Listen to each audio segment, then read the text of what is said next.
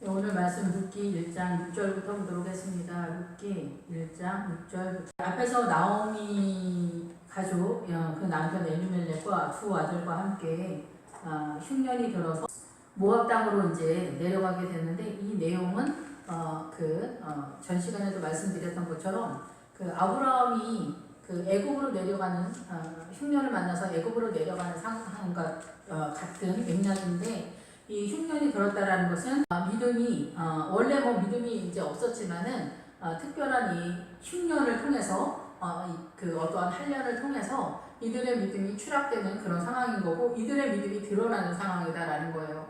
그래서 성경을 통해서 주님께서 말씀하시는 건 뭐냐면은, 아브라함이 가나안에 입성했을 때에야 비로소 본인의 존재가 애국적이다라는 것을 깨달을 수 있는 수준이 되었다라는 거예요. 우리가 처음에 예수님을 믿을 때는 내가 믿음이 되게 이제 나 예수님 믿고 굉장히 이제 착한 척도 하고 믿음 있는 척, 신앙 있는 척 막 이렇게 할 때 내가 과연 그렇다라고 생각을 하게 되는데, 믿음이 깊어질 때에야 비로소 어느 날인가 여기서 말했던 것처럼 모압에 거주한 지 10년 후에, 그러니까 예수 믿은 지 한 10여 년이 지나야 비로소 내가 죄인인가 보다 이런 것들을 깨닫게 된다라는 얘기예요. 그래서 저희가 신학교 다닐 때도 신학교 그 교수님이 나이가 50이 넘어 60이 다 돼 가실 것 같은데 그런 말씀 하시는 거예요. 자기가 이제 죄인인 줄 알았다는 거예요. 이 서프라이즈한 놀라운 발언을 하셨어요. 네. 이런 놀라운 발언을 하시는 그런 상황이었는데, 여기서도 마찬가지로 이 사람들이 자기네가 모압적 믿음을 갖고 있는 상태다라는 얘기를 하는 거예요. 실상 이 사람들이 이제 이 성경에서는 실제적인 사건과 맞물려서 이 성경이 기록되어지긴 하지만은 이들이 그 모압적인 믿음에 있다라는 얘기를 하는 거예요. 그래서 이들이 이 모압적인 믿음이 드러나는 상황이다라는 거죠. 그래서 그 모압에서 이제 모압에 내려가게 됐는데, 그 남편 엘리멜렉은 하나님은 나의 왕이시다. 그래서 이 교회 공동체, 이제 옛날에는 이스라엘이고 지금은 교회 공동체의 모토가 되어지는 나의 하나님 왕이시다라는 것에 대한 선언이 있는데, 나오미 가족이, 나오미는 뭐를 말하냐면은 교회를 말해요. 이 나오미가 어머니로서 존재하기 때문에 어머니는 교회를 선언을 하고 있거든요. 그래서 이 아가서에 나오는 어머니, 술람미 여자가 솔로몬을 만났을 때 어머니의 집으로 데려가고 싶다 이제 이런 얘기를 하는데, 친정집에 데려가고 싶다 이런 얘기 하는 거 아니고, 교회 공동체에 가서 예수 그리스도의 말씀이 이 교회 공동체에서 예수님 솔로몬을 만난 것처럼 예수님이 말씀이 직접 선언되어지는 그 놀라운 영광을 만나고 싶다라는 그런 이야기거든요. 그런 것처럼 여기서 나오미는 교회 공동체인데, 이 엘리멜렉이 여기서 이제 모압에 가자마자 이제 바로 죽게 됩니다. 그래서 이 모압으로 내려갔다는 것은 이 엘리멜렉, 나의 하나님 왕이시다라는 것이 이미 죽은 사라진 믿음이기 때문에 이들이 추락해서 모압적 믿음으로 내려갔다는 거예요. 그래서 모압적 믿음은 음란한 믿음, 하나님에게서 우리의 마음이 떠난 상태의 믿음이라는 거예요. 껍데기만 있다는 거예요. 그래서 이게 이스라엘만 말하는 것이 아니라 오늘날 교회 공동체도 마찬가지예요. 그 교회의 주인 되신 예수님이 우리의 주인 되시거나 신랑이 되지 못했을 때 우리는 모압적인 음란한 상태의 믿음이다. 그럼 이 음란하면 이 모압적이다라는 모압의 주체는 누구겠어요? 사단이죠. 우리가 예수 그리스도 안에 있다라고 생각하면서 음란한 상태를 모압적이다. 예수 그리스도 안에 있으면서 착한 척을 하는 것을 미디안적이다. 이렇게 표현을 하는 거예요. 실제적인 온전한 믿음의 세계는 가나안에 입성한 상태가 온전한 믿음의 상태다라는 얘기를 선언을 하고 있는 거죠. 그래서 가나안에 입성하게 되었을 때 그 7 족속과 전투하는 그런 상황이 바로 룻이 가는 그 길이기도 한 상태다라는 거죠. 그래서 기론하고 말로는 병들고 쇠약하고 파괴되고 낭비되어진 그런 상태, 둘 다 뜻이. 그래서 이 이스라엘이 율법 속에서 추락되어져가는 믿음, 내지는 또 이제 오늘날 교회 공동체에서 이 두 신부가 두 부류로 믿음이 나누어지게 되어지는데, 쇠퇴되어져가는 믿음의 세계와 이 예수 그리스도의 신부로 나아가는 믿음의 세계가 어떻게 나타나는 거예요. 꼭 이스라엘뿐만이 아니라 이 신약 시대에서도 동일하게 이 두 부류는 나타나게 되는데, 일단 이 나오미가 나오미의 두 아들이 죽었다라는 것은 이스라엘 내의 믿음의 성도들이 이렇게 믿음이 추락되어서 예수 그리스도에 의해 하나님에 의해 이루지 못하는 상태가 되었다는 거죠. 모압은 이방인을 말하기 때문에 또 온난한 상태이기도 하지만 우리가 교회 공동체 현 상태에서 두 부류로 나누는 신앙의 두 신부의 믿음의 색이기도 하지만은 이방인 쪽에서 출발하는 그런 믿음의 색이기도 하는 거죠. 예, 그래서 그 여인이 모압 지방에서 여호와께서 자기 백성을 돌보시사 그들에게 양식을 주셨다 함을 듣고 이에 두 며느리와 함께 일어나 모압 지방에서 돌아오려 하여. 그래서 이 나오미는 교회 공동체라고 했잖아요. 교회 공동체가 모압적인 신앙으로 추락했다가 오늘날 이제 교회 공동체로 하자면 이제 이 모압이 이방인인 상태로 이렇게 여기 본문에서는 표현이 되고 있는데 지금은 이방인이라고까지 이제 볼 수 있는 그런 상황이다라는 거죠. 그래서 이스라엘이 그 교회적 사명을 제대로 하지 못했을 때 모압을 통해서 주님이 세계 열방의 성도들이 어떻게 예수 그리스도에게로 나아갈 수 있는가, 보아스를 통해서 그리스도의 신부의 믿음을 갖게 되어주는 것을 선언한다라고 볼 수가 있는 거죠.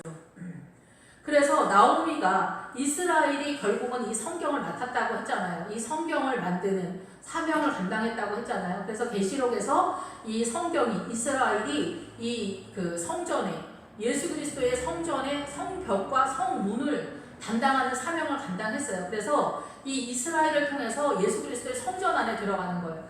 그래서 이스라엘이 이 성경을 맡은 사명을 다 감당했기 때문에 이스라엘도 지금 마찬가지지만은 세계 열방의 모든 성도들이 이 이스라엘이 세워놓은 이 성경을 통해서 출입하게 되는 문이 열린 상태, 이 예수 그리스도의 문을 열고 성전으로 들어가는 상태가 되었다는 거예요. 이것을 일컬어 또 성전의 믿음에서는 그 성전 뜰의 믿음이다 이렇게 선언하는 거예요. 성전 뜰에 제단이 있잖아요. 우리 식으로 하자면은 구원의 확신이다 이렇게 표현할 수 있는 거죠. 이 성전 제단적인 믿음, 제단이 바로 예수님의 십자가이기 때문에 이 제단을 바라보는 우리의 믿음은 이 조각목에 그 청동을 입혀요. 구리를 입히기 때문에 이 조각목은 사람의 죄인이잖아요. 연약한 이 구리를 입히는 건데 안에 성전은 금으로 입힌단 말이에요. 이 밖에는 근데 철로 다 입혀요. 이 철로 입힌다는 건 완전하지 않은 거죠. 왜 완전하지 않은가요? 완전하면서 완전하지 않은 건 뭐냐면 예수님의 십자가는 완전한데 이 예수님의 십자가를 바라보는 우리의 입장이 죄인된 입장에서 죄인된 사고로 예수님을 보기 때문에 여기는 철로다가 표현이 되는 거예요. 그래서 이 예수님의 십자가를 주의 성전 안에, 성소 안에 들어가서 이해하게 되어졌을 때 그때서야 비로소 완전한 금으로서 표현이 되고 있는 거예요. 같은 내용이 다르게 우리에게 깨달아지는 그런 상황이다라고 볼 수가 있는 거죠. 그래서 이렇게 이제 돌아가려고 하는데 이 말씀을 들은 거예요. 그래서 모압에 있는 이방인들이 이스라엘의 구원이 있다. 이스라엘의 십자가가 구원이다. 라는 메시지를 들었다라고 볼 수가 있는 거죠. 거기에 가면 양식이 있다. 예, 나오미는 실제 존재하는 사람으로서가 아니라 교회로서 선언을 하고 있다라는 거라는 거죠. 여기서 제가 이제 설명을 할 때 성경을 보면서 이제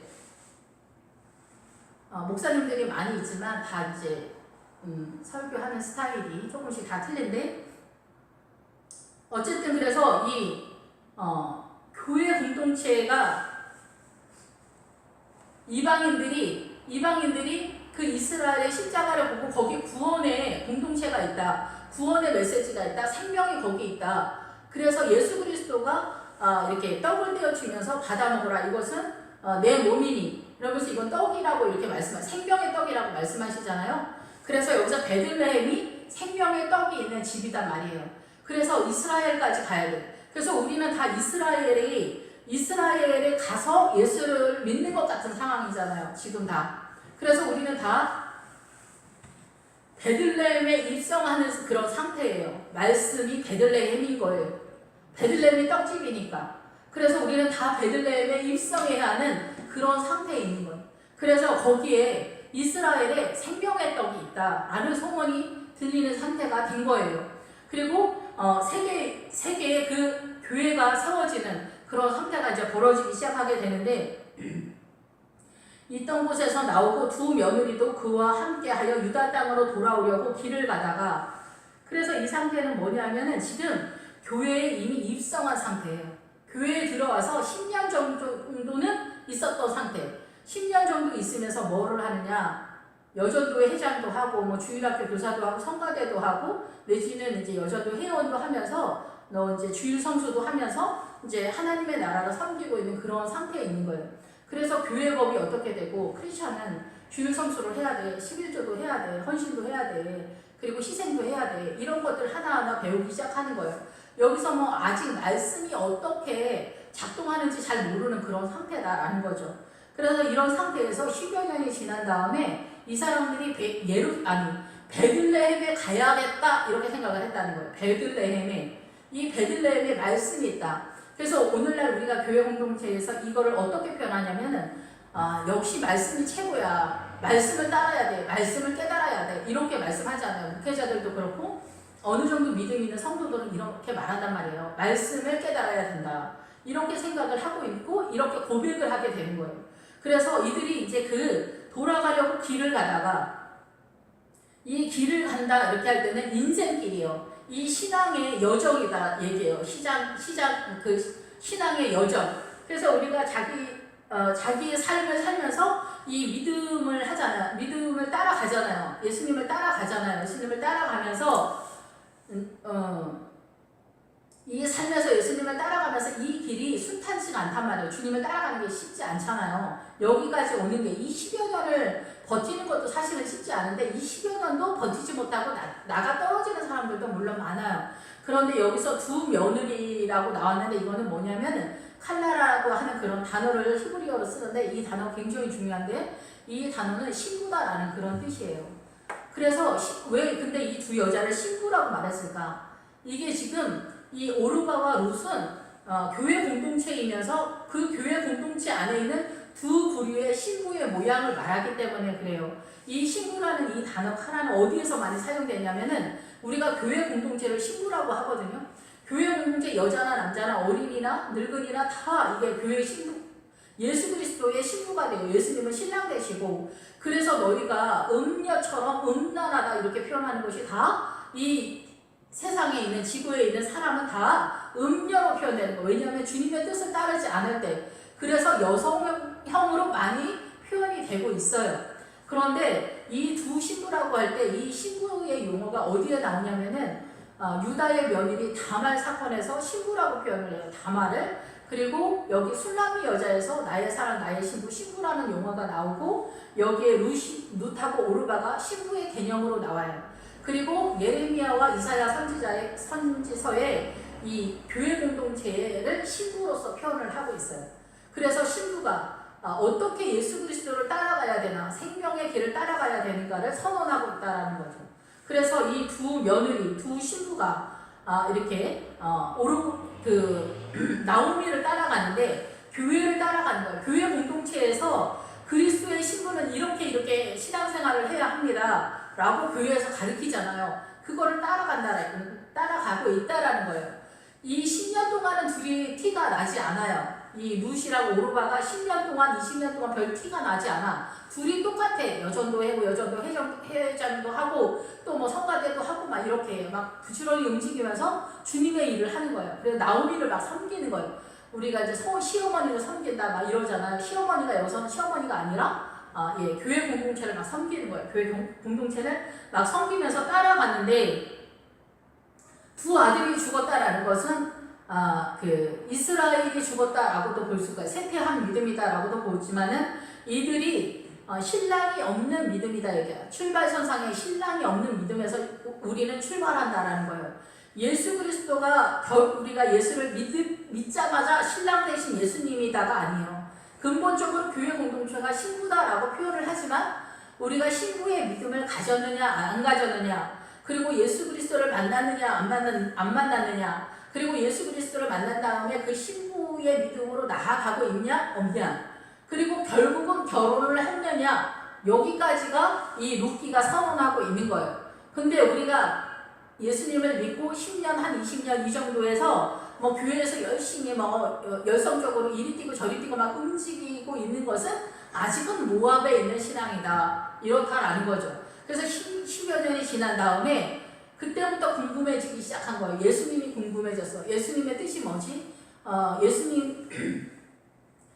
예수님을 알려면 어떻게 해야 되지? 막 이런 것들이 이제 자기가 무슨 일을 하면서, 그리고 인생의 고난을 받으면서, 교회 일을 하면서 하나님, 이게 하나님의 뜻인가요? 왜 이게 이렇게 안 되나요? 막 이렇게 하면서 가는 거예요.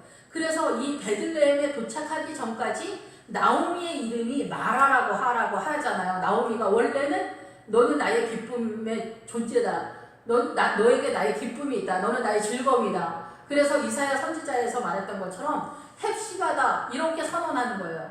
이렇게 선언하는데 실상 우리가 주님을 따라갈 때는 출발선상에서는 마라와 같은 상태에 있다는 거예요. 아직 주님이 우리의 신랑으로서 등장하고 있지 못한 상태의 믿음에 있기 때문에 그렇다라는 거죠. 그래서 나오미가 두 신부, 두 며느리와 이제 이 나오미 교회 공동체가 이 두 부류의 성도들을 끌고 가는 거예요. 근데 가다가 너희 이제 그 나오미가 이러는 거예요. 두 며느리한테. 너희는 각기 너희 어머니 집으로 돌아가라. 너희가 죽은 자들과 나를 선대한 것 같이 여호와께서 너희를 선대하시기를 원한다. 라고 이렇게 선언을 하는 거예요.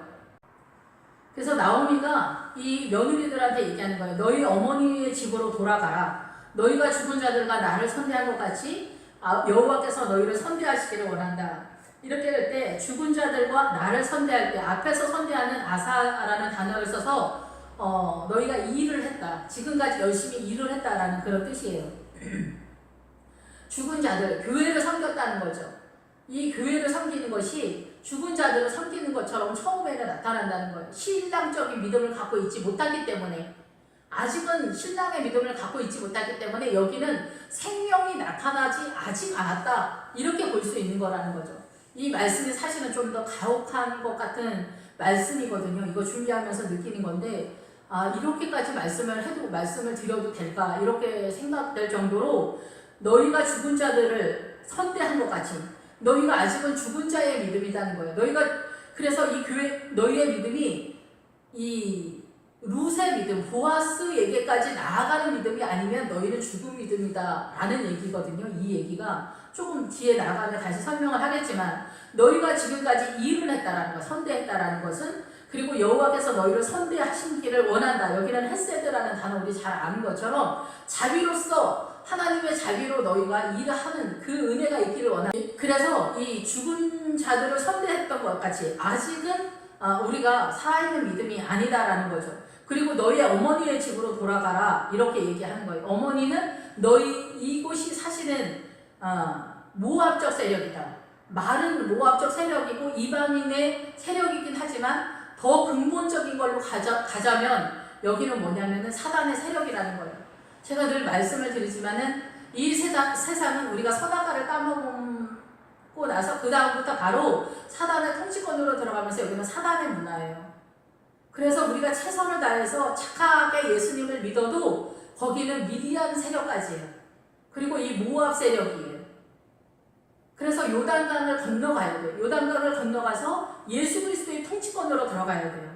예수 그리스도의 통치권으로 들어간다는 게 뭐냐면 바로 이 룻이 갔던 인생길이에요. 성경을 하나하나 깨달아야 이 성경을 통해서 말씀하신 하나님의 통치권이 어떻게 이 세상에서 펼쳐지는가, 그 하나님의 나라에 들어가야 되는데 우리가 이 성경을 깨닫지를 못하면은 이 세상의 문화권 속에서 사단의 통치를 받으면서 그냥 살아가기 때문에 결국 우리가 이 교회 공동체에서 누처럼 말씀을 따라가지 못했을 때에 나타나는 현상은 뭐냐면은 사단의 통치권에서 이 믿음을 보아스와 예수 그리스도와 온전히 결혼하지 못한 신부의 믿음을 갖고 있지 못한 상태의 믿음이다라는 것을 선언한다라는 거죠. 그래서 우리가 구원은 어디까지인지 그 커트라인을 잘 잡기는 어려워요. 그런데 이 오르가는 중간에 이 말씀을 따라가지 않고 이 교회 공동체에서 이 교회가 제시해주지 못해요. 여기서 지금 나오미가 너희들은 너희의 어머니의 집으로 돌아가라고 얘기하는 거예요.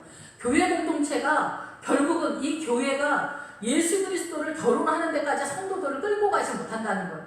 나오미가 이 교회 공동체가 쇠퇴한 믿음 속에서 이 성경을 보면서 이 선한의 문화권에서 우리가 그 예수 그리스도와 결혼하는 믿음에까지 깨달아서 가기까지는 이게 설명이 잘 안 되는 거예요. 일반적인 성도들의 입장에서 이게 설명이 잘 안 돼요. 그래서 아브라함도 가나안에 입성하기 전까지는 이 믿음의 세계를 설명하지 않아요. 바단 아람과 갈대아 우르가 바로 우리가 보통 예수 믿는 이 교회 공동체를 말한다라고 볼 수가 있어요. 그런데 이 보통 우리가 예수 믿는 이 공동체가 일반적이라는 거예요. 사단의 문화권 속에서 미디안까지의 믿음의 세력이라는 거예요. 착한 척하는 거. 예수 믿고 착한 척하면 최고의 믿음이라고 생각하는 그 미디안적 세력까지 예수를 믿는 거예요. 그 다음의 세계, 가나안의 믿음의 세계를 우리가 잘 이해를 못하는 거예요. 이거는 가기 전에는 모르는 거죠. 그런데 교회는 이 소문은 알고 있어요. 신랑이 있는 것까지 가야 된다는 걸 알고 있어요. 그래서 나오미가 계속 말하는 거예요. 너희들에게 신랑을 주지 못한다라는 얘기를 하는 거예요. 교회가 신랑을 제대로 소개를 못 해준다는 얘기예요. 예수 그리스도의 신랑 대신 예수 그리스도를 잘 설명을 못하는 거예요. 그 믿음을 신랑 대신 예수님에게 결혼하는 신부까지 잘 이 교회가 사명을 잘 못한다라는 얘기를 이 나오미가 하는 거예요. 그러니까 돌아가라고 얘기하는 거예요. 그러니까 믿음의 한계를 이 교회에서 잡는 거예요. 그래서 술람미 여자도 성을 지키는 청지기들한테 나의 사랑하는 자들을 보았느냐 할 때 청지기들이 이 술람미 여자를 고난 가운데 이렇게 핍박하거든요. 어느 중간쯤 되면은 교회 공동체가 예수 그리스도의 신랑 되신 것을 제시하지 못하고 그 너머를 막아버리는 일을 하게 된다는 거예요. 그러니까 돌아가라. 여기까지다. 이 얘기를 하는 거예요. 여기까지의 믿음은 모압적 믿음이라는 거예요. 여기까지의 믿음은 모압적 믿음이다. 그런데 돌아가라고 할 때 서로 돌아가지 않겠다라고 이렇게 얘기해요. 교회에 있겠다. 우리는 교회에서 정말 이 어머니를 따라서 신앙생활을 하겠다라고 얘기하는 거예요. 교회에서 시키는 대로 하겠다라고 얘기하는 거예요. 그런데 롯은 나중에 베들레헴에 도착했을 때 어머니는 집에 있고 이 룻이 밭에 나가서 이삭을 주워오기 시작하거든요. 거기서부터 새로운 세계가 펼쳐지는 거예요. 나오미가 주도적으로 움직이는 게 아니에요. 룻이 주도적으로 움직이게 된 거예요. 그런데 거기서 어머니가 교회 공동체이기 때문에 이 교회 공동체는 소문을 알아. 예수님께서 신랑이시다. 뭐가 어떻게 된다. 이런 것들은 기본적으로 알고 있어요. 이 소문이 뭐와 같냐면은 탈북자들이 먼저 누군가가 두려움 속에 남한까지 왔어. 그래서 전화를 하는 거야. 나 남한에 왔더니 여기 놀라운 세계가 있다. 북한은 지옥이다. 이런 얘기를 해도 북한 사람들이 믿지 않는 거예요. 그런데 소문은 있는 거예요. 남한에 갔더니 집도 주고 돈도 주고 잘 먹고 잘 산다더라. 이렇게 얘기하는 거예요. 나도 가볼까? 두려워 못 가. 무서워 못 가. 죽을지도 몰라. 이런 소문이 이 나오미 교회 공동체에 있긴 있는 거예요. 그런데 정말 두려움을 이기고 이 베들레헴까지 갈 수 있는 사람이 누구냐? 누가 이 탈북을 해서 남한까지 올 것이냐? 가다가 죽는 사람들이 수없이 많으니까. 여기서도 마찬가지 그 얘기를 하는 거예요. 돌아가라. 너희 어머니에게로 돌아가라. 그것은 사실은 이 교회 공동체의 일반적인 세계에서 더 빠질 필요가 없다라고 교회에서 잘못 가르치고 있는 거라는 거죠. 그래서 남편 될 아들들이 나에게 없다. 이 내용 10절서부터 13절까지는 신무르기에 대한 이야기를 하는 거예요. 그래서 우리가 속량하다라는 것은 값을 치르다, 대사다, 신무르기, 근친의 역할을 하다 이 뜻이 다 나와 있는 거예요. 그래서 근친의 역할을 하는 것은 어때요? 가까운 친척이 그 집의 재무의 모든 일들을 다 감당해 주잖아요. 남편의 일까지, 자녀의 일까지 다 책임져 주잖아요. 아버지의 일을 다 책임져 주잖아요. 이거를 다 책임져 주는 일을 하는 것이 바로 이 예수님 그리고 이 보아스가 하는 일이거든요.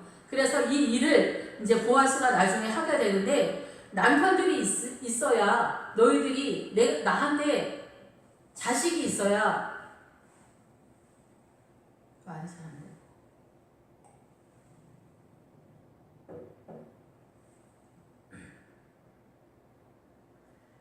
나한테 어린 자식이라도 있어야 이 자식들을 통하여서 너희가 결혼을 하게 된다. 나중에. 그런데 나는 자식도 없고 남편도 없으니까 불가능하다라고 얘기를 하는 거예요.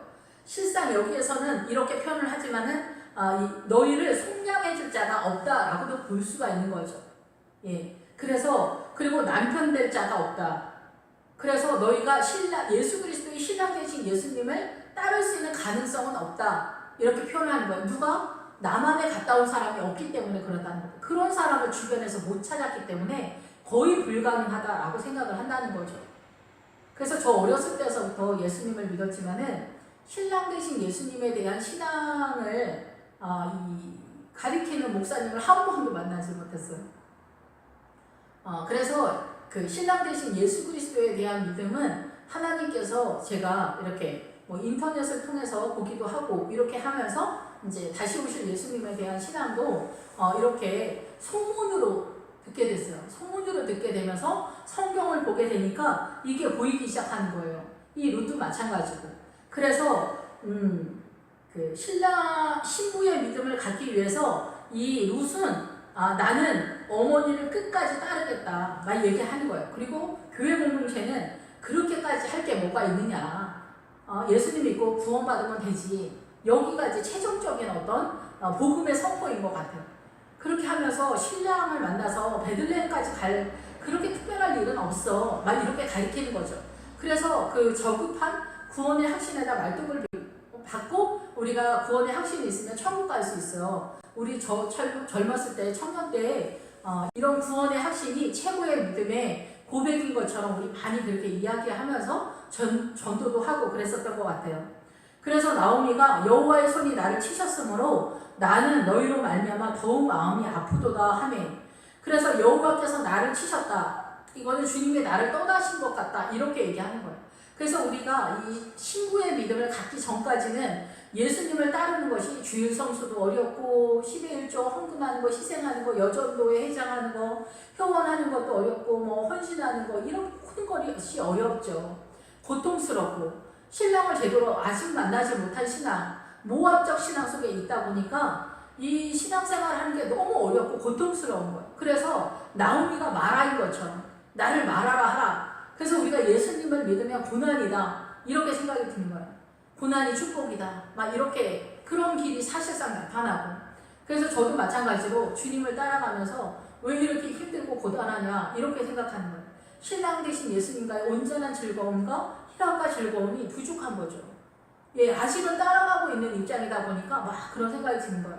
근데 우리가 꿈에 보면은 주님과 결혼을 했다 이렇게 하잖아요. 그래서 웨딩드레스 입고 있는 모습을 주님이 보여주신다든가 뭐 신부된 믿음으로 얼굴 화장을 다하고 웨딩드레스를 입고 앉아있는 모습을 보여주신다든가 이런 것들이 있게 되잖아요. 그러니까 이제 그렇게 되면은 내가 이제 룻이 베들레헴에서 보아스를 만나서 신부된 믿음으로 나아가고 있는가 보다 이렇게 생각할 수 있는데 여기에서 이제 우리가 교회 공동체에서 주님을 따라가는 그 어려움이 나타나게 된다라는 거예요. 그래서 여기에서 오르바는 그의 시어머니에게 입맞추고 룻은 그를 부쫓았더라 이렇게 선언하는데 오르바는 그 말씀을 쫓아가지 않고 교회 내에서의 그냥 일반적인 신앙생활을 한다라는 거죠. 여기는 그래서 온전한 믿음이 되지 못하는 거예요. 왜냐하면 말씀을 따라가지 않았기 때문에 그 말씀이 나를 통치하지 못하고 있는 거예요. 그래서 아버지의 뜻대로 순종하면서 나가지 못하니까 이 사단의 문화권 속에서 최소한 착한 척을 하는 것 같은 그런 미묘한 신앙생활을 하고 있다라고 밖에 볼 수 없는 그런 입장이라는 거죠. 거의 대부분의 많은 교회에 그리고 많은 단 50% 이상의 성도들이 바로 이 오르바의 믿음 속에서 살고 신앙생활을 하고 있다라고 볼 수 있다라는 거죠. 그런데 이 룻은 그렇게 하지 않았다는 거예요. 부쫓았더라는 달라붙다, 충실히 대하다, 접근하다 이런 뜻이에요. 그래서 나오미를 떠나지 않은 거예요. 교회를 떠나지 않은 거예요. 더 충성되게 나오는 거예요. 어떻게 하면 예수님을 알 수 있을까? 어떻게 하면 더 기도하면서 아버지 뜻대로 살 수 있을까? 어떻게 하면 주님한테 내가 충성된 종이라는 말을 들을 수 있을까? 이렇게 주님 알기를 더 원하는 애달음이 있는 거예요.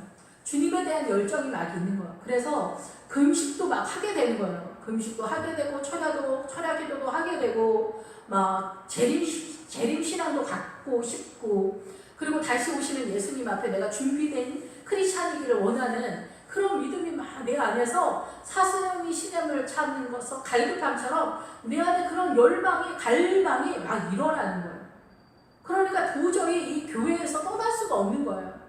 어떻게든 더 찬양을 하고 어떻게든 더 기도를 해서 주님께 나아가길 원하는 거예요. 그래서 이 나오미가 뭐 그렇게까지 하지 말라고 해도 뭐 어떤 목사님 그러더라고. 금식 같은 거 하지 말라고 막 그렇게 하시는 목사님도 계시더라고요. 부담스러우니까 금식 같은 거 하지 말고 그냥 기도만 해 막 이러시는데 목사님이 막 금식 같은 거 하지 말라고 해도 몰래 막 하고 싶은 거야 막. 아 주님 내가 막 금식이라도 하면 주님이 더 나한테 은혜를 주실까? 주님이 더 나를 사랑한다 하실까? 나한테 더 성령의 감동을 주실까? 주님을 만나고자 하는 그 애달함이 더 있는 거예요. 교회 목사님이 제발 너무 그렇게 하지 마라 막 이렇게 해도 막 그렇게 하고 싶은 거야 막 자기가.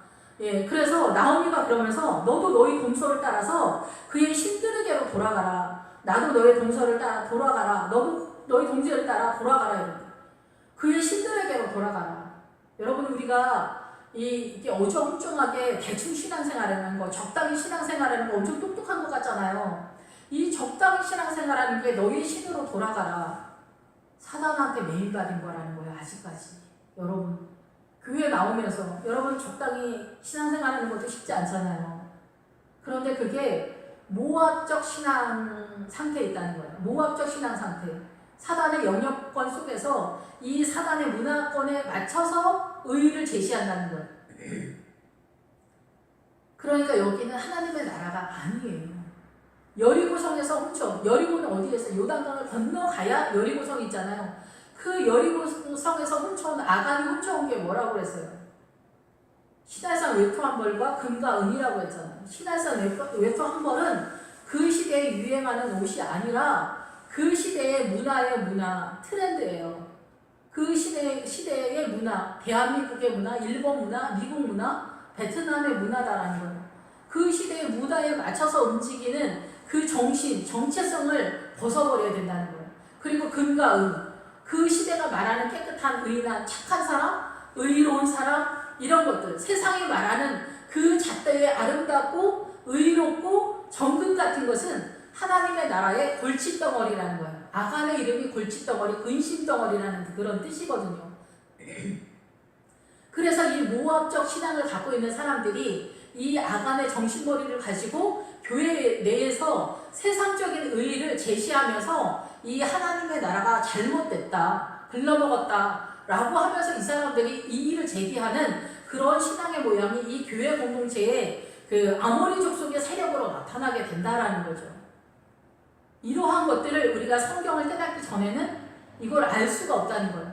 그래서 같은 교회 내에서 같은 똑같은 성도들이 야곱과 에서가 쌍둥이잖아요. 구별이 잘 안 돼.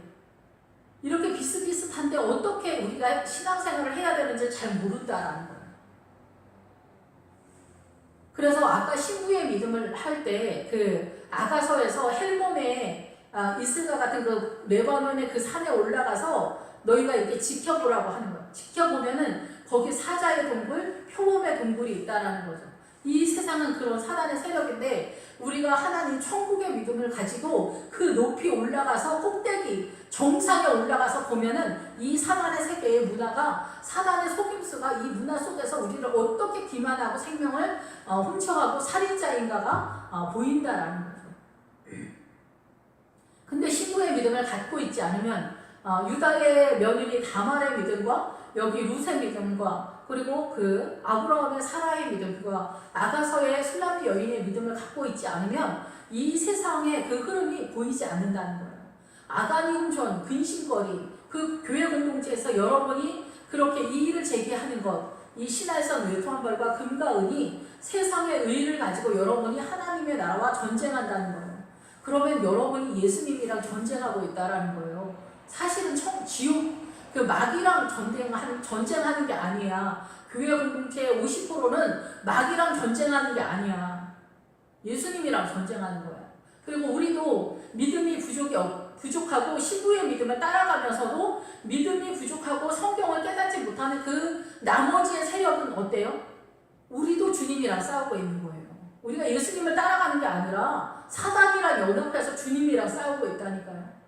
우리가 그 레바논에 그 헬몬의 이슬 같은 그 산악, 그 아르바 그 높은 정상의 꼭대기에 올라갈 때까지 우리는 뜻밖에도 우리가 사단이랑 싸우는 게 아니라 주님이랑 싸울 때가 굉장히 많은 거예요. 우리 안에 어둠이 많기 때문에. 그래서 그의 신들에게로 돌아가라. 너무 끔찍한 말씀이죠. 사실은 우리는 나름대로 정말 주님을 사랑하는 것 같은데 우리가 룻의 믿음을 따라가지 않으면은 우리가 모압의 믿음이고 우리는 다른 신을 섬기고 있단 말이야. 성경에서 이렇게 표현을 하고 있다는 거죠. 너무나 사실은 깜짝 놀랄 말씀이잖아요. 예. 그런데 이 룻은 난 절대 그렇게 하지 않겠다. 죽으면 죽어도 그렇게 못하겠다. 어머니의 하나님이 나의 하나님이고 어머니의 백성이 나의 백성이고 어머니가 가시는 곳에 나도 가겠고 내가 죽기 전에는 절대로 어머니를 떠나지 않겠다. 이게 무슨 얘기예요? 내가 죽기 전에는 절대 교회를 떠나지 않겠다. 예수님을 떠나지 않겠다. 주님이 말씀하신 대로 난 살고 싶어. 난 주님을 사랑하고 싶어. 나는 여전도에 힘들어도 할 거야. 예. 믿음으로 주님께서 하시는 그 일에 소망이 생기는 거예요. 남들은 하기 싫다고 막 이러는데 나는 그거 하고 싶어. 힘들어도 할래. 이런 생각이 드는 거죠. 목회자의 길을 누가 총 들고 쫓아다니면서 너 꼭 하라고 해서 하나요? 이게 힘들고 어려워도 주님을 사랑하니까 목회 길을 가는 거잖아요. 못된 목회자가 성질도 못돼가지고 성도들이 우리 목사님 왜 저렇게 못됐을까 이렇게 욕을 얻어먹으면서도 그 목회길을 왜 가겠어요.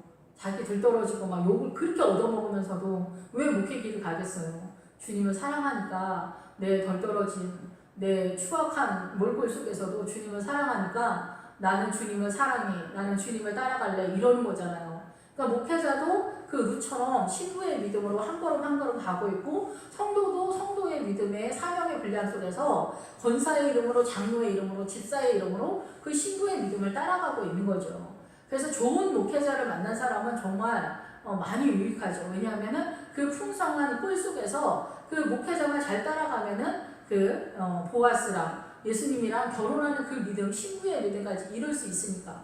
그런데 사대교회에서는 몇 명의 흰옷 입은 사람이 있다라는 거예요. 그런데 유관에서는 사대교회도 많은 성도들이 있을 거 아니에요? 그런데 그 교회의 전체적인 분위기는 죽은 교회다라는 거죠. 그래서 살아있는 성도, 각 개인에게 예수 그리스도의 그 빛의 조명을 비춰주기 때문에 흰옷 입은 사람이 사대교회도 몇 명이지만 더 좋은 교회에서는 흰옷 입은 사람이 거의 대부분을 차지할 수 있다라는 거죠. 예, 그런데 하나님께서는 어떤 교회가 나를 심는지 하나님의 뜻을 따라 또 나아가야 되겠죠. 그래서 어머니를 떠나면 여호와께서 내게 벌을 내리시고 더 내리시기를 원합니다. 어머니를 떠나면 어머니와 내가 분리가 된다면 하나님이 나에게 벌을 내리고 또 내리기를 원한다. 나는 그런 상태가 될 것이다. 내가 왜 여기까지 지금까지 주님을 따라왔는데 어머니 왜 그런 얘기 하세요? 교회에서 금식 그만하시고 너무 설교 기도 열심히 한다고 그렇게 하지 말고 쳐야 하면은 돈도 없고 문 닫을 테니까 집에서 하시고 새벽 예배 때 나오세요. 요즘은 새벽 예배도 하지 않는 교회가 또 많이 이렇게 늘어나는 입장이다 보니까 새벽 예배는 집에서 하세요. 집에서 가정 예배 드리세요. 이렇게 해도 목사님이 새벽 예배 안 드린다고 하더라도 새벽 예배 와가지고 막 눈 두드리면서 목사님 새벽 예배 드립시다. 막 이렇게 하는 맨수덩어리 성도가 있게 되는 그런 상황으로 나타나게 된다라는 거예요. 예, 목사님이 안 된다고 나는 끝까지 문을 안 열어줄 거야. 이렇게 해도 막 목사님을 들들 볶아서라도 그 목사님을 살리는 그리고 자기도 살아나는 그런 목회길을 가게 되는 그런 하나님의 귀한 아들과 딸들이 이제 생겨나게 된다라는 거죠. 이에 두 사람이 베들레헴에까지 가더라. 베들레헴에 이를 때에 온 성읍이 그들로 말미암아 떠들며 이르기를 이가 누구냐 나오미가 아니냐 이러는 거예요. 그래서 교회 공동체에서 이 나오미가 아니냐 교회 공동체에는 베들레헴이잖아요 사실상. 그런데 떠들며 막 요라는 건 뭐냐면 와 이 집사님 정말 믿음이 대단하네. 이 집사님 말씀을 깨달아. 이 집사님은 성령 충만해. 이 집사님은 기도를 정말 많이 하시네. 와 진짜 거룩하신 것 같아. 이 영이 틀린 것 같아. 사람들이 막 수근수근 하는 거야. 믿음이 되게 일치월장됐어. 저희 큰언니 막 교회 다닌 지 막 3년밖에 안 됐는데 막 엄청 대단한 거예요. 제가 막 몇십 년 믿은 것보다 더 막 엄청 착해진 것 같고 막 착한 게 다는 아니지만 말이 엄청 온유해지고 막 사람이 틀려진 것 같고 막 이런 것들이 막 보이는 그렇게 되는 거예요. 그러면서 말씀을 막 성경을 계속 읽는 거예요. 날마다 읽고 날마다 쓰고 예배 기독교 방송만 틀어놓고 말씀만 듣고 막 이렇게 되는 거예요. 성도들도 그렇고 목회자들은 이제 설교를 하니까 그럼 준비를 해야 되겠지만 어쨌든 막 이렇게 되는 거예요. 그래서 막 사람들이 놀라는 거예요. 와, 이 집사 엄청 변했네. 그리고 막 친척들이 와, 옛날에 애경이가 저런 애경이가 아니었는데 막 저희 엄마도 막 우리 애경이 옛날에 엄청 까칠했었는데 막 예수 믿더니 많이 착해졌다 막 그런 얘기 막 하시고 그랬었는데 변하기 시작하는 거예요. 그러면서 궁극적으로 이제 어떻게 변하는가? 나오미가 그들에게 이르되 나를 나오미라 부르지 말고 나를 마라라 부르라. 이는 전능자가 나를 신이 괴롭게 하였다. 이렇게 얘기하는 거예요. 그래서 우리가 주님을 따라가며 고난과 환난을 통해서 예수 그리스도로 들어가잖아요. 그래서 골짜기 우리가 고난을 통해서 이게 찌개 이렇게 쪼개지면서 빛이 들어가는 거예요. 예수 그리스도의 빛이 들어가는데 세상적 존재인 우리가 예수 그리스도의 빛이 들어오면 할렐루야가 되는 게 아니라 고통스러워 난 죽을 것 같아. 정말 주님 있다간 말라 죽을 것 같아.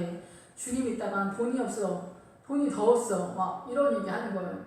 옛날에 김석태 목사님도 주님한테는 10원짜리 하나라도 받아내려면 아주 피가 마른다. 줄 건지 안 줄 건지도 모르겠고 막 정말 그러잖아요. 이게 하나님이 줄 건지 안 줄 건지 언제 줄 건지 막 근데 이런 거 믿고 있다가는 속이 타버리니까 우리는 그냥 은행 가서 그냥 돈 빌려서 쓰고 막 내가 돈 빌려가지고 내가 다 알아서 살고 막 이렇게 되는 거예요.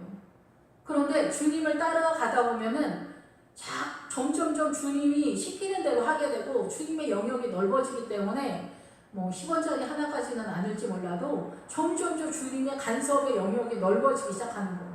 세세한 데까지. 그래서 자기가 이제는 말하라 이렇게 하는 거예요. 그래서 이 말씀으로 들어가기 전에 여기에서 나오미가 하는 얘기가 지금 누가 하는 얘기겠어요? 루시 하는 얘기죠, 사실상. 이게 나오미가 교회고 교회 공동체 성도의 고백이니까. 그래서 우리가 이렇게 말씀 안에 들어가서 예수 그리스도랑 교제하기 전에는 이 신앙생활하는 게 너무 힘든 거예요. 남편 속썩이지, 자식 속썩이지, 뭐 가족도 그렇고 교회에서도 뭐 마음 편하려고 가고 위로받으려고 갔는데 교회에서는 뭐 여전도 해장해라, 여전도 해라, 뭐 이틀에 한 번씩 나와라, 새벽 예배 나와라, 주일날 꼭 나와라, 오후 예배 나와라, 헌금해라, 뭐 언제 나와서 뭐 좀 해달라, 뭐 김장하는 데 나와서 도와달라, 내가 뭐 백순지 하시나 막 이렇게 생각이 드는 거예요. 그러니까 일이 너무 많고 막 피곤하고 짜증나고 죽겠어 막 이런 생각이 드는 거죠. 그래서 내가 풍족하게 나갔더니 여호와께서 내게 비어 돌아오게 하셨느니라. 우리가 이렇게 신앙생활하면은 공허한 거 헛된 것 같고 내가 이게 지금 뭔 짓을 하는 거지? 나는 왜 여기 와 있는 거지? 어느 날 무슨 돈이 없거나 무슨 사건이 벌어지면 시험이 탁탁 뜨는 거예요. 하나님은 살아계신다는데 도대체 왜 이러지? 주님 살아계신 것 같으면서도 아닌 것 같으면서도 이게 오락가락하는 거예요. 조속변인 거예요. 아침에는 살아계시는데 저녁에는 안 계신 것 같고 막 이래요. 그러니까 오래되면 될수록 신앙이 다 좋아지는 게 아니에요. 오래되면 될수록 나가 떨어지기도 하는 거예요. 너희가 선한 일을 할 때 낭망하지 말라 그렇게 말씀하시잖아요. 한없이 끝없이 주님의 일에 충성되게 따라가고 있는 줄 알았는데 어느 날 말도 안 되는 그날 만난 것 같을 때 주님 정말 살아계신다면 정말 이런 일이 내 삶 가운데 나타날 수 있을까? 예수님 믿는 걸 포기해야 되는 게 아닌가? 이런 생각이 든다니까요. 이런 생각을 하는 것까지가 이 일장인 거죠. 그래서 여호와께서 나를 징벌하셨고가 다른 뜻이에요. 하나님께서 나에게 응답하시고 대답을 해주시고 증거하셨는데 뭐라고 말씀하셨냐면은 전능자가 나를 괴롭게 하셨거늘 괴롭게 하셨다라는 이 괴롭다라는 뜻은 뭐냐면은 나를 악하다, 나쁘다 이렇게 평가하셨다는 거예요. 주님이 나한테 응답하셨는데 나를 악하다, 나쁘다 이렇게 말씀하셨다, 증거하셨다는 거예요. 이 뭔 일이야. 여기까지 왔더니 주님이 나를 죄인이라 말한다라는 거겠죠. 나는 정말 충성되게 주님한테 최선을 다해서 정말 주님 앞에 왔다고 생각했는데 여기까지 왔는데 여기까지 왔더니 10년이 지났는데 20년이 됐는데 내가 죄인으로 딱 남는 거예요. 이게 뭔 일이냐. 10년 20년 믿었는데 내가 죄인으로 끝나나? 내가 죄인이구나. 이거를 알게 되는 거예요. 난 아무것도 아니구나. 내가 할 수 있는 게 아무것도 아니구나. 주님 없으면 순간이라도 존재할 수 없구나. 나는 정말 악인이구나. 예수님의 십자가가 없으면 난 존재할 수 없구나. 이런 것들을 깨닫게 되는 거예요. 내가 죄인이구나. 나를 괴롭게 하셨구나. 우리가 느낄 땐 그렇게 생각하지만 실상 주님께서 말씀하시고 응답하신 그 증거는 뭐냐면 너는 죄인이다. 너는 악하고 나쁘다. 얘기를 하는 거예요. 너희들 교회 공동체가 아버지의 뜻을 따라 하지 못했다라는 거예요. 근데 우리가 개인의 믿음의 여정을 아브라함을 통해서 하나님께서 이렇게 진도를 나가는 걸 선언하시는데 공동체 속에서는 여호수아를 통해서 말씀하시거든요. 그 공동체의 믿음이 어디까지 이르렀다, 어디를 거쳐서 어디를 갔다 이런 것들이 다 믿음의 성숙함에 이 업그레이드가 되는 걸 선언하는 거예요. 이사 갔다는 얘기를 하는 게 아니에요. 그러니까 교회 공동체도 이 여호수아에 나오는 것처럼 계속해서 아브라함의 믿음처럼 계속 일치월장이 되어서 나아가야 돼서 헬본에 있을, 레바논의 헬본에 있을과 같은 최고의 높은 꼭대기까지 올라가는 신부의 믿음까지 올라가서 예수 그리스도와 결혼한 상태, 보아스와 룻이 결혼한 상태까지 이르러야 된다는 거예요. 그래서 나를 나오미라 부르지 마라. 나오미는 헵시바를 의미한다라고도 볼 수 있죠. 나의 기쁨이 너에게 있다. 교회 공동체에 대한 이야기. 나오미는 교회 공동체. 이스라엘 전체를 말하는. 나오미가 모압 지방에서 그의 며느리 모압녀 룻과 함께 돌아왔는데 그들이 보리 추수 시작할 때 베들레헴에 이르렀더라. 베들레헴엔 하나님의 말씀이 많이 있는 드디어 말씀을 깨닫기 시작하는 충분한 위치에 이르렀다 얘기해요. 말씀을 깨달을 수 있는 위치에 도달했다. 기본적인 교회의 기초를 다 띄었다라고 볼 수가 있는 거죠. 뭐 10년, 20년 아니어도 어떤 사람은 그렇게 그 신앙은 근데 아무튼 연수에 비례를 하는 것 같아요. 이게 성경에서 이룩기에서 10년 이상이라고 딱 말하니까 10년이라고 그냥 10년 이상 지나야 이제 깨닫기 시작한다라고 볼 수가 있어요. 그 전에는 성경 스토리를 띄는 것으로 간다라고 볼 수가 있겠죠. 그래서 이 룻은 그 친구다라는 뜻, 지난 시간에도 말씀을 드렸지만은 친구다, 풀을 뜯어먹다, 연합하다 뭐 이런 뜻이에요. 그래서 예수 그리스도의 말씀에 따라서 예수님의 그 선한 목자 되신 예수님의 그 목장지에서 풀을 먹으면서 주님과 친구가 되고 주님과 동행하는 사람이다라고 볼 수가 있는 거죠. 그래서 보리 추수 시작할 때 베들레헴에 이르렀는데 보리는 거칠다라는 그런 뜻도 있어요. 사실은 보리가 굉장히 막 거칠거칠하잖아요. 보리를 처음 추수하거나 처음에 이게 거친 상태라는 거죠. 우리의 영이 잘 모르고 그러면서 이 보리의 기본 어근의 뜻이 되게 놀라운 뜻인데 그게 뭐냐면은 폭풍우가 몰려오거나 쓸어버리거나 해오리가 치거나 공포나 무서움 벌벌 떨다라는 그런 기본 어근이 기본이 있어요. 이게 왜 그러냐면은 이 벌벌 떠는 여러분이 그 노후자금하거나 늙어서 이제 굶어 죽을까봐 아니면 자식한테 천대받을까봐 돈을 끝까지 붙들고 있거나 뭐 연금을 들거나 보험을 들거나 뭐 이렇게 자식을 막 잘 가르치거나 뭐 모든 것에 있어서 다 우리가 두려움을 갖고 있잖아요. 이렇게 하면 안 되지. 남편이 뭐 하면 뭐 창피하고 뭐 두렵고 뭐 늙으면 두렵고 못생기면 두렵고 뚱뚱하면 무섭고 막 자동차가 뭐 소형 자동차면 두렵고 남들이 무시할까봐. 그래서 남편들은 뭐 집이 전세로 살고 뭐 월세로 살아도 남편들이 티코 타고 다니는 사람들 거의 없잖아요. 아줌마들은 막 티코 타고 다니고 막 하면서도 남편은 그랜저 이상 뽑고 다니고 막 이러잖아요. 교회에서도 보면은 부인도 직장 생활하고 남편도 직장 생활하는데 우리가 막 그렇게 하는 게 다 뭔가요? 두렵기 때문에 그래.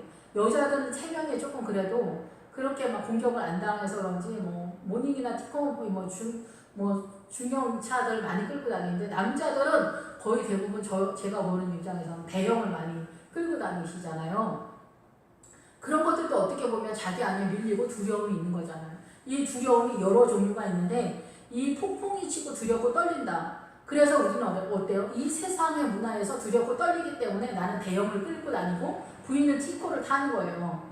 그리고 이제 늙어서 어떻게 무섭고 두려우니까 교회 헌금은 못하더라도 그 노인연금이나 이런 거는 다 들어두는 거예요. 그리고 뭐 보험도 다 들어두는 거예요. 뭐 내가 그렇게 많이 돈 필요하지 않아도 돈을 많이 있어야 된다. 여차하면 내가 병원에 입원할지도 몰라. 그러면 돈이 많이 필요할 거야. 이렇게 해서 돈을 많이 벌어야 돼. 막 이렇게 생각하는 거예요. 이 세상에 이 사단이 속삭이는 거에 다 반응을 하는 거예요. 근데 여기에서 이 볼이 말씀을 따라가려고 하면은 말씀을 따라가야 깨닫게 되거든요, 사실은. 말씀을 따라가지 않는데 이 말씀이 깨달아지진 않아요, 절대. 주님의 뜻에 순종하면서 가려면 갈수록 깨달아지는 거지 얘는 절대 순종 안 하면 깨닫지 않아요. 필요가 없으니까요. 비가 안 오면 우산이 필요 없듯이 내가 이거 말씀을 순종할 의사가 없으면 성경이 깨달아지지 않는다는 거예요. 그러나 주님이 이제 끌고 가기 위해서 기본기에서는 이제 이 이삭을 뿌려주지. 이 보아스의 그 종들이 뿌려주는 것처럼 내가 근데 그것도 내가 원해서 가야지. 뜻을 따라. 그런데 세상이 두렵고 세상이 좋고 우리가 세상이 두렵다라고도 볼 수 있고 무섭다라고도 볼 수 있고 좋다라고도 볼 수 있고 유혹당한다라고도 볼 수 있는데 그렇게 되면 우리는 그쪽으로 트는 거예요. 내 인생의 방향을. 주님은 이것을 시편 1편에서 악인은 바람에 나는 겨와 같다. 이 인생의 바람에 따라서 움직인다는 거예요. 그 트렌드에 맞춰서 그런 것으로 가는 거예요. 그런데 이 룻은 오르바는 어때요? 이 트렌드에 맞춰서 그냥 간 거예요. 말씀을 따라가면 미치겠거든. 너무나 고통스럽거든. 마라이거든. 고통과 쓰고 너무 힘들고 죽을 것 같거든. 예수님 믿은 지 30년 됐는데 남은 건 아무것도 없고 거짓골만 남았다. 이렇게 되거든요. 이게 도대체 뭔가 막 이렇게 되거든요. 그러면 주님이 막 이렇게 세우고 주님도 날리고 나도 날리고 막 이렇게 되거든요. 이게 눈에 보이지 않고 이 신부의 길은 눈에 보이지 않고 탈북자들이 남한까지 오는 그 길을 한 번도 가보지 않은 길이고 그리고 이 소개해주는 사람이 믿을 만한 사람인지 뭔지 위험한 거예요. 매우 위험한 길을 오는 거잖아요. 여러 나라를 거쳐가지고 돈을 주면서 많이 뛰고 브로커가 사기꾼인 경우도 허다하고 그런 건데 내가 정말 이 길을 가는 것이 맞는지 위험하지 않는지 너무 위험하게 생각하는 거예요.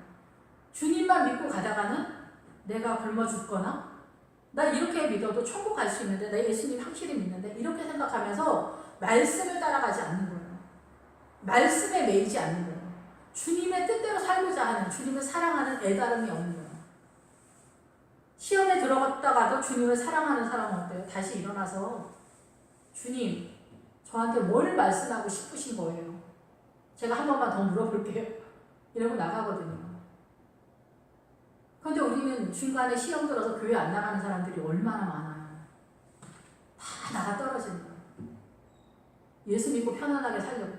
벌써 근본적으로 주님을 전혀 모르는 거야. 근데 교회 나가면 축복받고 잘 되고 뭐 이런 거. 이거 10년 안에 다 끝내야 되는 거예요. 10년 후에 이제 베들레헴으로 출발하거든요. 유다 베들레헴으로 출발하기 전에 이거 이렇게 기복신앙 같은 거 다 끝내야 되거든요. 근데 그걸 하지 못하는 거예요. 죽을 때까지 이걸 못하는 거예요.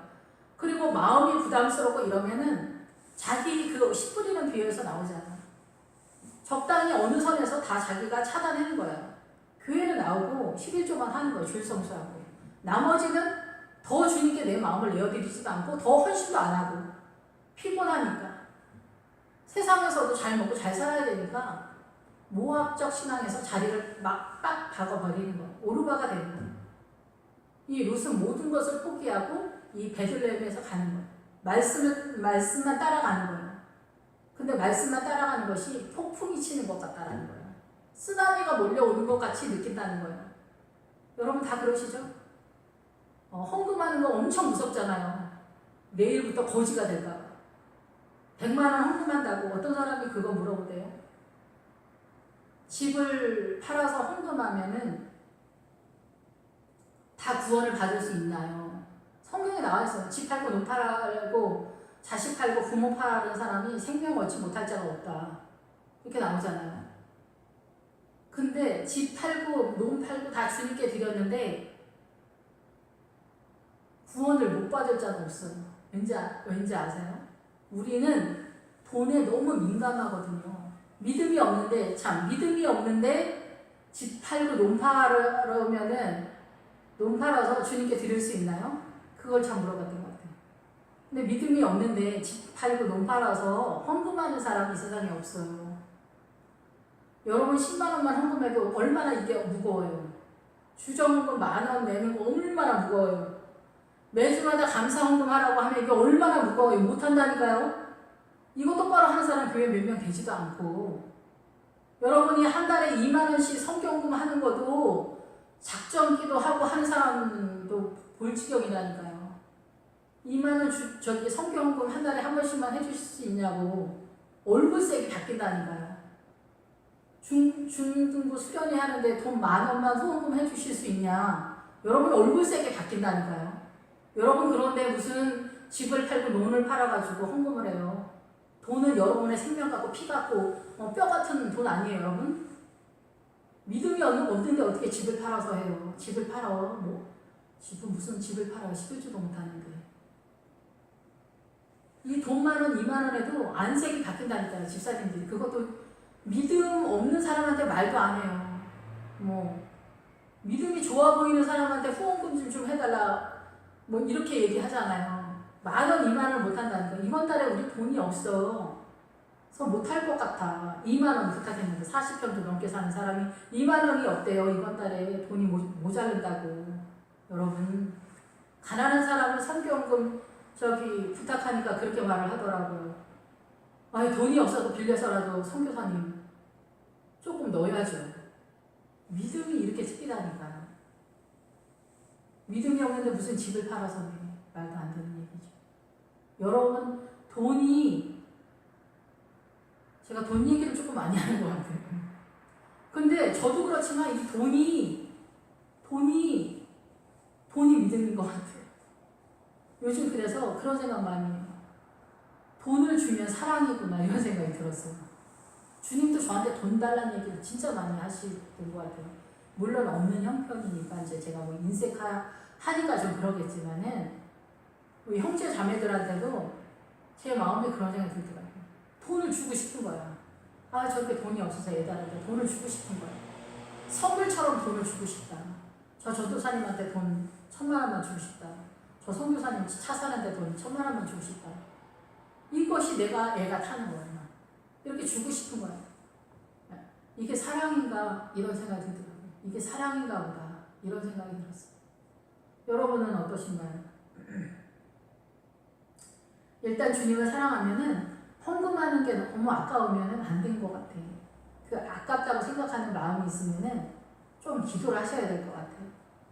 기도를 하셔서 주고 싶다 이런 거 있잖아요. 돈 한 푼이 없어서 그 애달아 하는 성도에게 돈을 주는 게 아니라 사랑을 주는데 그 사랑이 돈으로 이렇게 표현이 되는 게 아닌가? 라는 그런 생각이 들더라고요, 요즘은. 예.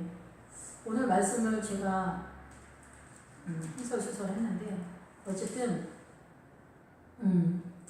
교회는 예수 그리스도 신랑 되신 예수님에게 이 룻을 성도들을 다 끝까지 인도해서 데려다 주지 못한다는 얘기인 것 같아요.